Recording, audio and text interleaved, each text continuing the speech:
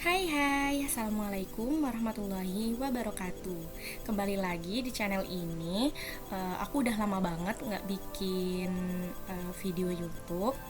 Jadi lagi banyak kesibukan. Untuk segmen kali ini aku belum punya nama khusus, tapi yang pasti aku berharap semoga yang aku bagikan bisa bermanfaat ya untuk kalian. Jadi sering banget aku dengar cerita dari teman-teman aku kalau mereka itu suka boros, pernah ngerasa duit kalian tiba-tiba habis, atau pengen banget gimana sih caranya kok tiba-tiba teman-teman aku rasanya tuh bisa beli ini itu, kok aku nggak bisa ya, kok rasanya aku boros banget, kok aku susah banget ya nabung, gimana sih caranya nabung. Mau kamu kok bisa sih nabung, kan kebutuhan kita banyak. Untuk yang belum kenal aku atau baru mampir ke channel ini, kenalin aku Malika. Aku pengen berbagi berbagai hal sama kalian. Nah, kali ini aku mau bahas itu. Aku mau bahas gimana tips yang pernah aku coba, yang selama ini aku coba, tips untuk menghemat, tips juga untuk menabung gitu. Yang pertama, tentu aja segala sesuatu harus dimulai dengan niat, harus diawali dengan niat. Kenapa niat? Karena dari niat itu kamu harus tahu tujuan kamu menabung itu untuk apa, supaya kita itu komitmen sama diri kita sendiri. Kenapa kita itu benar-benar pengen nabung gitu. Untuk yang kedua, tulis goals kamu secara spesifik. Jadi kamu menulis, misal nih, kamu menabung tujuannya untuk membeli sesuatu. Tulislah sesuatu yang kamu inginkan itu secara spesifik. Kenapa harus secara spesifik? Supaya kamu merasa cepat nih bakal mencapai goals ini. Yang ketiga, kamu kudu cari tahu apa saja faktor-faktor yang membuat kamu boros. Misalnya nih, kalau di jam makan siang kita ke kantin kita terbiasa beli makanan dan minuman yang kita beli, katakanlah es teh nih misalnya 2.000. Padahal kalau kamu bawa air mineral kemana-mana, air mineral itu menurut aku udah cukup, dan uang 2.000 yang setiap hari kamu beli untuk es teh ini bisa kamu tabung gitu.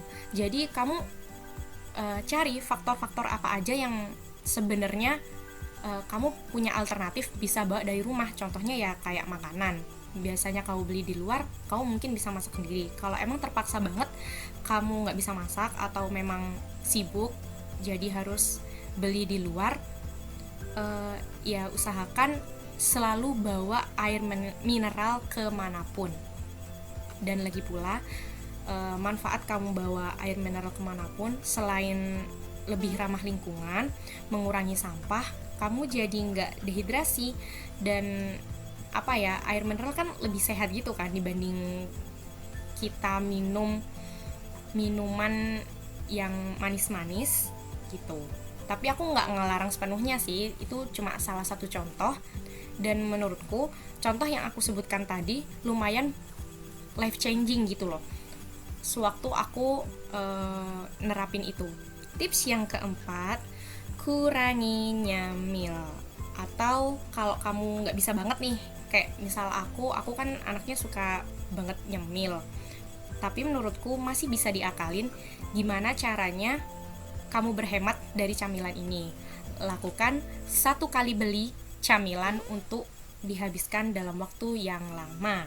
Jadi usahakan kamu selalu kenyang, berangkat kerja atau berangkat ngampus, berangkat sekolah, usahakan kamu selalu kenyang.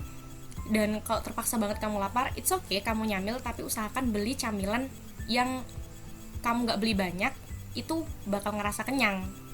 Atau kurangi budget kamu beli camilan, atau kurangi budget untuk membeli jajan kalian, karena nggak kerasa loh, camilan itu emang enak ya menurut aku. Camilan itu selain nggak bikin ngantuk, bisa nemenin, tapi nggak kerasa selain nambah kalori tubuh kamu, itu lumayan ngabisin uang receh-receh kita, padahal uang receh-receh kita ini bisa banget ditabung, kita jalurkan ke tabungan kayak gitu. Tips selanjutnya yaitu kurangin ngafe. Nah, ngafe ini sebenarnya nggak bisa kita bilang nggak penting banget. Kalau untuk aku yang anak rumahan dan suka ngopi, ya mungkin itu benefit buat aku gitu. Tapi untuk kalian yang memang anak organisasi, terus yang punya kegiatan yang kudu dilakuin di luar, atau misal butuh banget wifi jadi butuh banget ngopi, ya usahain ngopi atau ngafe itu kalian ya udah bawa makanan sendiri atau camilan sendiri dan minuman kayak gitu, biar uang saku kalian tetap terjaga. Jadi budget yang biasanya untuk ngafe atau ngopi ini bisa kalian gunakan untuk makanan pokok di hari esok, atau bisa juga kalian tabung gitu. Dan ingat syarat yang awal-awal atau sebelum-sebelumnya tadi, bawa air mineral kemanapun, mau ngafe, organisasi, meeting, itu bawa air mineral. Kalaupun kayak kurang oke nih buat yang anak suka ngopi, menurut aku kalian bisa beli kopi kiloan atau kopi yang kalian suka, jadi diseduh sendiri gitu loh. Tips selanjutnya yaitu jangan pernah habiskan uang jajan kalian atau jatah kalian. Sebisa mungkin kalian sisihkan uang jajan kalian untuk menabung. Berapapun nominalnya itu sangat berharga. Tips yang ketujuh, selalu dahulukan dan pikirkan hal yang paling penting dibanding hal yang penting.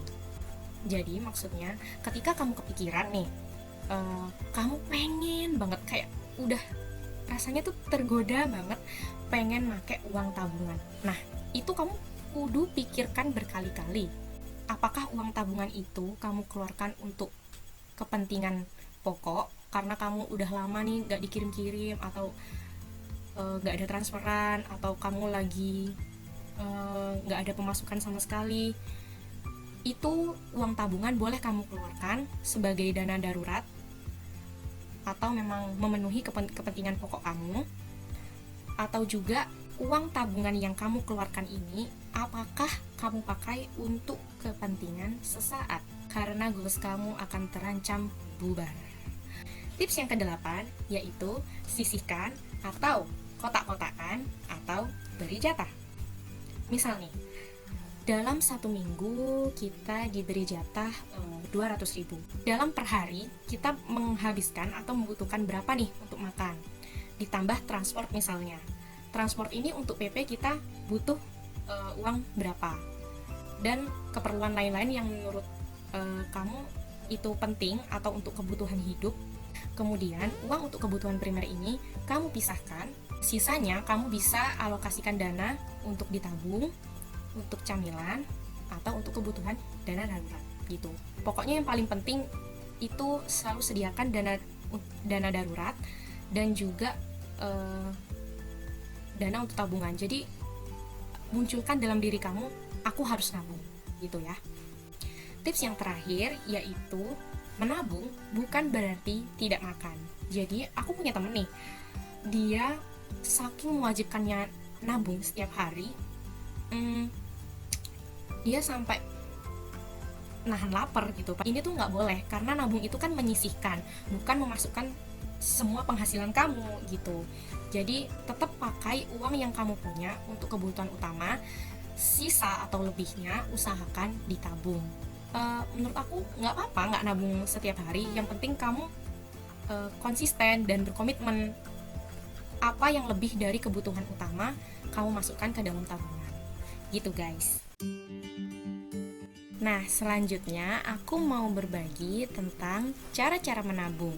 Cara-cara menabung ini aku dapatkan dari hal-hal yang pernah aku alami sendiri atau pernah aku coba sendiri, dan ada juga yang aku cari tahu dari beberapa sumber. Untuk yang pertama yaitu cara yang menurut aku paling gampang dan sering diremehkan, yaitu menabung dengan recehan. Nah, recehan ini kan kecil ya nominalnya, kadang sering dibuang-buang sama orang, kadang kalau habis nyapu gitu ketemu ya udah dilanjut aja nyapu, atau bahkan kalau punya recehan kayak menuhin dompet gitu, dompet jadi tebel jadi nggak estetik. Atau rasanya dompet jadi nggak estetik lagi. Kadang-kala ngerasa, ya ampun, recehannya harus banget nih aku keluarin. Bahkan kok beli sesuatu tuh receh-receh dikumpulin buat beli sesuatu aja deh, mending daripada menuhin dompet. Mungkin sebagian ada yang kayak gitu. Nah, padahal dari uang recehan ini kalau dikumpulin itu bisa loh mencapai nominal 50.000, 100.000, bahkan lebih dari itu gitu. Dan selama ini aku pernah menerapkan nabung berapapun nominal recehan, pokoknya bentuk uang koin selalu aku tabung, dan itu beberapa kali aku berhasil ngumpulin 100.000, 50.000, jadi lebih seneng gitu. Kalian bisa loh ngumpulin recehan-recehan itu untuk khusus ditabung, karena ada nih beberapa toko atau warung yang memang menyediakan, dan mereka tuh emang nempel gede-gede gitu tulisan menerima penukaran uang receh. Nah, kalian bisa tukerin di situ, dan itu lumayan banget. Bahkan kalian pasti pernah dong ngelihat di artikel atau ngelihat di Instagram kayak pemulung, ada juga pengemis yang bela-belain beli HP untuk anaknya pakai uang recehan. Nah, berarti jangan pernah remehkan uang recehan, guys, gitu. Jadi kalian bikinlah, entah bikin dari bekas botol air mineral mungkin gitu, dijadiin celengan bisa. Tapi biasanya kalau yang dari wadah yang bening seperti itu, mata mudah tergoda, guys. Selain aku pengalaman sendiri, teman-teman aku yang nyoba kayak gitu selalu tergoda nih, karena kita langsung kelihatan, oh iya, aku kan masih punya duit di situ buat beli kerupuk buat beli jajan gitu. Jadi usahain recehan ini kita masukkan ke tabungan. Bisa beli juga tabungan khusus yang estetik lah, yang cantik lah, segimanapun mau kalian. Atau kalian bisa recycle wadah-wadah kaleng atau bentuk kalau dalam bahasa Jawanya tuh gembreng atau black gitu loh. Ya terserah lah, sesuka kalian. Wadah pokoknya yang bentuknya tuh nggak bening gitu, yang wadahnya tuh nggak bening dan mudah kita lubangin, dan pastikan kalian plaster ya pinggir-pinggirnya biar kalian nggak tergoda lagi di ngebuka itu gitu. Dan jangan lupa kalau nabung ke tempat seperti itu, taruh di tempat yang paling aman dan jarang dijangkau kalian gitu, biar kalian nggak tergoda. Tapi kalau namanya komitmen nabung, harusnya bisa dong kalian jaga, oh ini buat nabung, nggak boleh nih aku ambilin gitu. Selanjutnya untuk cara yang kedua, ini aku terinspirasi dari salah satu teman aku. Jadi pilih satu warna mata uang. Maksudnya gimana? Misal nih, tentukan satu nominal yang kita pengen, misal Rp20.000. Kita beli apapun, kalau kita dapat kembalian uang Rp20.000, itu langsung masukkan ke tabungan. Jadi kita nggak otak-atik itu. Tapi menurut aku ini memiliki kerugian juga nih. Kalau misalnya kita nggak punya pemasukan atau cuma ngandelin uang dari kiriman atau transferan orang tua, itu lumayan berat ya. Setiap kalian dapat 20.000 harus dimasukin ke tabungan. Misal nih kalian cuma punya duit 50.000, terus dikasih kembalian sama orangnya 20-an ribu dua, abis gitu 10.000 satu. Kalian makan 10.000 seminggu? Nggak mungkin kan. Jadi sesuaikan sama kemampuan kalian juga. Ingat, menabung itu menyisihkan dan bukan berarti kita nggak makan ya. Atau bisa juga kalian pakai uang 1.000. Setiap kalian dapat uang 1.000, maka masukkan ke celengan. Atau setiap kalian dapat 2.000, berapapun lah. Pokoknya yang penting untuk tips yang kedua ini, yaitu pilih satu warna mata uang gitu guys. Tips yang nomor 3, yaitu dengan cara bertingkat. Nah, untuk cara yang bertingkat ini maksudnya kita menabung, jadi bikin kotak atau catatan tertentu yang kita menuliskan nominal dari uang terkecil sampai uang terbesar. Misal kita tentukan untuk dalam 1 bulan ini kita setiap bulan pengen menyisihkan dari uang yang kita punya yaitu Rp30.000. Berarti dari tanggal 1 kita harus memasukkan uang ke tabungan itu sebesar Rp1.000. Untuk hari kedua berarti Rp2.000.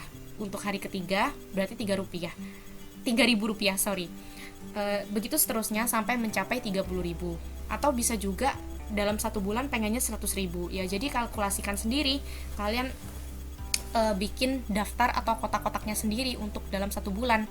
Nanti nyoret-nyoretin yang udah kita lakuin. Misal dalam hari ini, aku punya uang 5.000, kayaknya aku mampu deh nabung atau bisa deh nyisihin uang 5.000. Jadi dalam 1 kotak per bulan itu kita langsung coret aja nih, kita udah nabung 5.000. Terus besoknya kayaknya aku nggak bisa nih nabung 5.000, tapi kan karena ini bertingkat, jadi pasti nominalnya nggak 5.000 lagi, udah nominal yang lain gitu. Jadi seperti itu ya untuk cara yang bertingkat.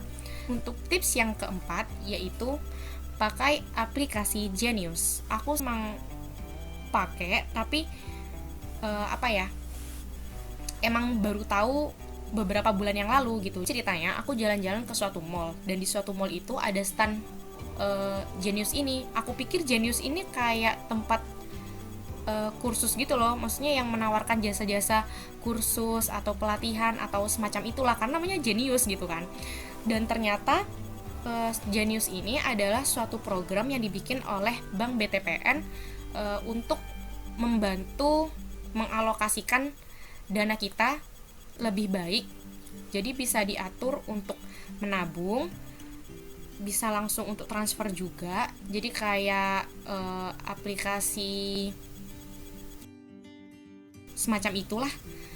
Jadi dia ada list-list tertentu untuk bayar makanan, patungan makanan bisa, untuk transfer belanja, untuk investasi juga bisa, dan untuk menabung juga bisa. Dan aku sukanya aplikasi ini atau program Genius ini gak berbatas oleh waktu gitu. Per bulannya gak ada potongan biaya. Selain itu lebih praktis juga kan, soalnya pakai aplikasi gitu. Dan ini juga cuma butuh 1 rekening aja sudah bisa mengkotak-kotakkan dana yang kita pengen gitu. Jadi selain disimpannya kan aman ya di bank, uang yang kita punya di rekening ATM itu langsung bisa kita pisahkan. Berapa persen yang mau kita tabung, berapa persen yang mau kita investasi, dan berapa persen yang kita sediakan di tabungan itu atau di rekening kita untuk mudah kita ambil kayak gitu. Dan itu gampang banget. Dan next mungkin ya aku mau bikin, tapi entahlah kapan sempat lagi bikin video ini gitu. Dan tips yang terakhir yaitu investasi. Nah, untuk investasi ini kelebihannya dibanding menabung secara tradisional yang aku sebutkan tadi, itu mengembangkan dana yang kita punya gitu. Nah, tapi aku bukan expert ya yang bisa menjelaskan gimana investasi, karena aku cerita dan berbagi tips untuk hemat dan menabung ini sesuai yang aku alami dan aku pelajari gitu. Jadi untuk investasi aku belum bisa menceritakan secara gamblang atau secara terperinci gimana prosesnya. Dan sekarang udah banyak banget di YouTube info-info mengenai investasi.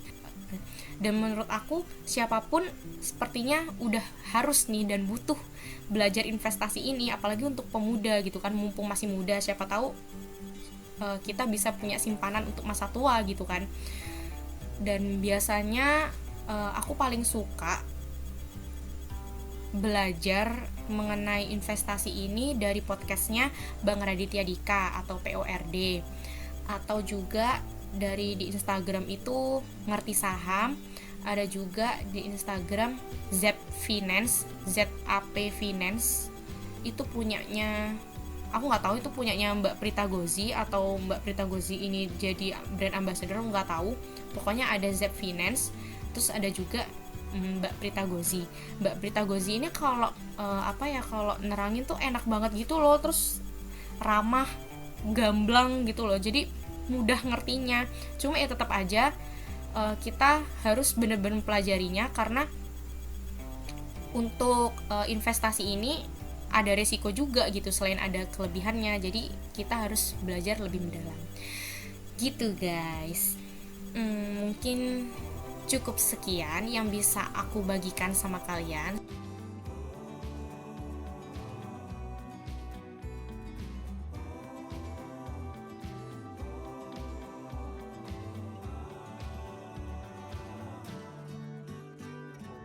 Semoga ini bermanfaat dan bisa kalian terapkan. Semoga juga ini menginspirasi. Jadi buat kalian yang susah nabung, jadi lebih semangat lagi untuk nabung, atau lebih semangat untuk belajar berinvestasi. Tapi hal-hal tentang investasi tidak bisa kalian dapatkan di video ini. Jadi kalian bisa cari ke expert-expert yang memang ahli di bidang finansial atau investasi gitu guys. Jadi aku cuma berbagi platform-platform atau rekomendasi Instagram yang aku pelajari. Sekian video kali ini. Bye bye.